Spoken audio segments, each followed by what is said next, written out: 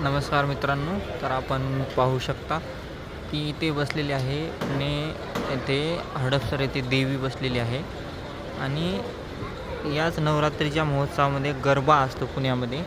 आणि या गरबाच्या काळामध्ये तुम्ही इथं असे स्टॉल वगैरे पण स्टॉल लागलेले असताना मित्रांनो पाहू शकता तुम्ही की इथं डायरेक्ट नॉनव्हेजचे जे आहेत ते स्टॉल लावलेले आहेत. आणि देवाच्या दारामध्ये अशा पद्धतीने जर नॉनव्हेज जर विकत असेल गरबाच्या काळात वगैरे, तर हे महाराष्ट्रामध्ये अशी संस्कृती नाही. आपली वारकरी संप्रदायाची संस्कृती आहे. का इथं देवीचा मंडप आहे, देवी इथे बसलेली आहे, पाहू शकता का.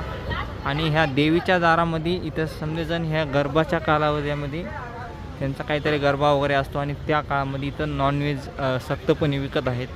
तर अशा नॉनव्हेज जे विकणाऱ्यांना यांना सक्तपणे कारवाई केली पाहिजे यांच्यावर.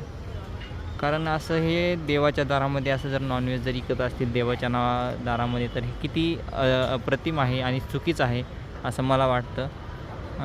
तर ह्यावर काहीतरी झालं पाहिजे. कारण देवाच्या दारामध्ये संताची भूमी आहे. देवाच्या दारामध्ये असं कोणीही करू नये, यासाठी काहीतरी केलं पाहिजे इथं देवाच्या दारात असं व्हायला नाही पाहिजे. जय हिंद, जय महाराष्ट्र मित्रांनो.